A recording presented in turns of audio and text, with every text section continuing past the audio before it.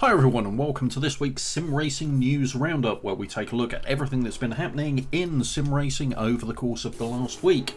Remember, these videos come out on a Friday, and if you want to keep up to date with them, please do subscribe to the channel and hit the bell icon to be notified when new ones get uploaded. And as always, if you've enjoyed this video, please do hit the like button. If you don't like it, hit the dislike button. I don't mind, it's your choice at the end of the day. Right, let's kick things off, and first of all, Assetto Corsa Competizione has had a hotfix.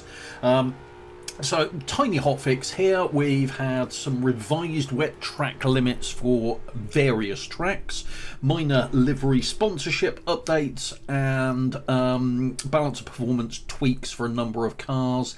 And the BMW M4 GT3 has had new gear ratios based on homologation.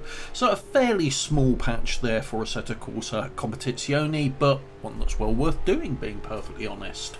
Okay, and by the way, as always, links to everything I talk about will be available down in the description box. So if you want to see more details about this or have a look at some patch notes in detail, just go down to the description and hit the relevant link. Right, okay, moving on from ACC, we have Formula 1 22 or F1 22. And they have updated their driver ratings. So, as we went into the summer break following the Hungarian Grand Prix, they took the time to update all of their driver ratings.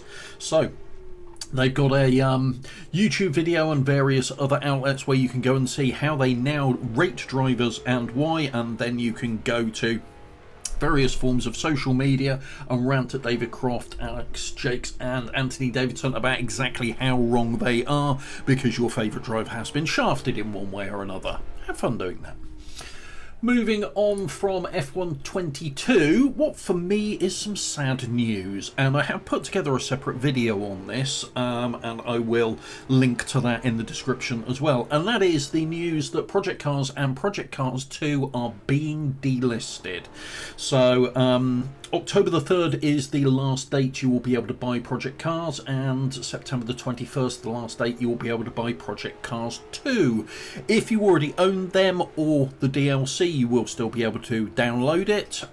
It won't disappear from digital storefronts, you just won't be able to buy it or see it unless you already own it.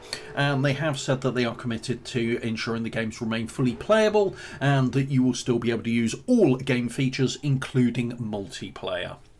But kind of a bit of an end of an era, that one, in my view. And I understand why the delisting is going. You know, is happening. It's down to licensing issues. Licenses expire. Didn't used to be such a big issue when games were only available physically, but in the world of digital availability, it's a thing. So there we go. If you don't yet have Project Cars, go and buy it. Right, and we've then got some news from Automobalista 2. Now, I'll be perfectly honest, the road to getting V1.2 and the Racing USA DLC's third part seems to have been fraught with ups and downs. We now know we're getting it at the end of August. Hopefully this coming weekend we will get our hands on, at the very least, V1.4. However, they put a post up on the Razer and AMS2 forums basically saying that they may have to delay the Formula USA 2002 car, which, as you may well be aware, is effectively their take on a current generation this season's IndyCar. Now, the reason why they're potentially delaying it is actually, however, quite interesting, and that's because they've had conversations with IndyCar about potentially licensing the car, and maybe more, who knows. So as a result, you know, while those license negotiations are ongoing, they're not going to release a faux version of the car. I think they quite sensibly want to make sure that the negotiations are concluded one way or the other, and if they conclude positively, we get a licensed version of the car and maybe some other stuff. If they don't and it all comes to nothing, then we will still at least get the Formula USA 2022 car as it is. But it's interesting for me personally that Razor in discussions around IndyCar licensed products, given, the fact that Motorsport Games is supposed to have that license. But, oh well, what a shame. I don't really care. It's Motorsport Games. We've then had a hotfix for Race League. It seems every week we get a new hotfix for Race League. This one's improving the Rallycross handling, the Cup car handling, some other bits and pieces and games crashes and various fixes and improvements. What it still hasn't done, however, is actually optimize the title so it doesn't crawl along at a pathetic frame rate when you've got more than one car on track, and irregardless of what you're doing, you don't have huge amounts of pop-in present. So it's addressing things. It's just not, for me, addressing what I actually think is the most important damn thing to address with this title, which is its performance optimization. I have heard rumours that it, unless you force it to, will default to using your internal graphics engine rather than a dedicated graphics card. But no, I've locked it to my graphics card, and quite frankly, if a 1660 Ti can't run a Unity engine game, then I've got problems. But I don't have problems because it runs everything else just fine. It's Race League that's the problem. Okay, moving on from Race League. Grid Legends is now hit v3.3. There's loads of other bits and pieces on the patch notes here. Lots of things that have been put in places, like playing around with the camera in photo mode's been made easier. Track limits have been tweaked in certain areas, etc, etc, etc. But the main thing is they've now included what they're calling multi-round events. It's basically a championship creation tool. I mean, I think it's limited to 4 events, so it's a short championship that you can create in it. But it is extremely nice that you can set a car class and then quickly link together various race locations and conditions together, kick them off and race all the way through. It's a natural progression to the custom events that are really well done in Grid Legends, and allows you to basically bundle them up into small custom championships. So it's a nice addition to what I think is actually a really good title, and one that hasn't got the recognition since launch that I think it deserves. I really do think it was overshadowed by Gran Turismo 7's imminent launch and then rollout and the debacle surrounding that. Speaking of debacle surrounding Gran Turismo 7, they've put out another one of their free updates. So the August update has landed, and with this we get 3 new cars. So we get the McLaren MP44 from 1988, for everybody who wants to pretend they're Senna. We get the Pontiac GTO Judge 69, which I actually quite like the look of, and we get a Porsche Cayman GT4 from 2016. So yeah, that's right, it's a 2016 car. Polyphony Digital are not quick at creating stuff. Okay, you should be used to that by now, everyone. They're not quick at all. And then they've got their really weird Christian Dior Mangusta, which I've talked about before, and I'm not going to go into the silliness around that. They've not added a new track this time around. What they've done instead is a trick they've pulled before, which is add additional layouts to an existing track within the game, and this time it's Catalonia that has been updated. So we now have the GP layout sans chicane, so removing the final chicane and going back to the old MotoGP long sweeper at the end of it, which the last chicane is a bit annoying there. They've added in the national layout, which kind of cuts it off at the hairpin, and they have added, for some completely unknown and pointless reason, the Rallycross layout.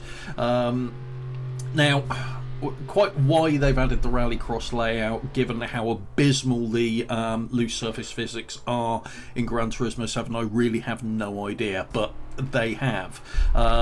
It's inaccurate in its layout, I will say that, and to a degree it was always going to be inaccurate. I'd have been monumentally surprised if it hadn't been, because if you are aware of how Rallycross works, in reality Rallycross circuits have an additional section added to them, which is used for a mandatory joker lap. So every driver has to basically go through this additional section which adds time to the lap, or in very rare occasions shortens the lap. Some can be a bit weird like that, but it's something you have to do at least once per race.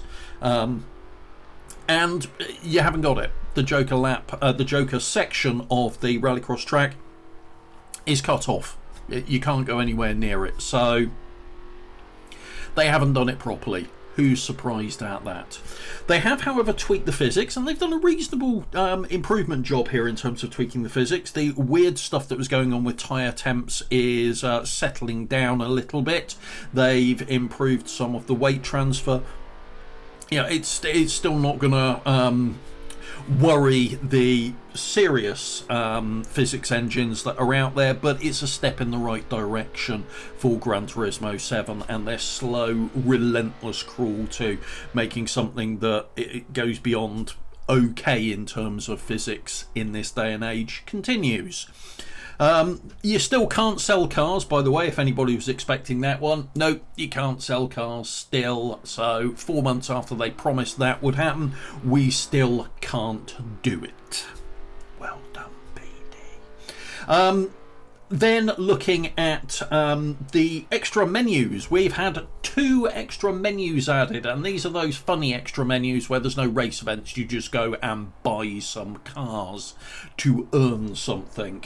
And being perfectly honest, I'm now actually going to pop up a little quote from a user called Techlet over at GT Planet that kind of sums this entire update up for me. Extra menu book. Spend 2.4 million credits on Group 2 cars with no Group 2 events in the game to get a random engine. What a bargain. And it really does sum up the lack of thought and consideration and really any form of curation that goes into what's being thrown at Gran Turismo 7. It's a mess. It's still a mess, unfortunately.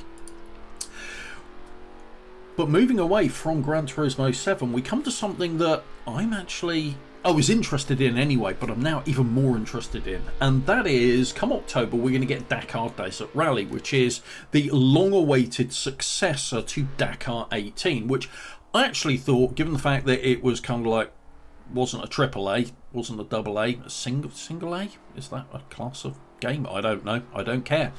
The single A title Dakar 18, which I actually thought was reasonably good. For a first attempt, it did a pretty good job.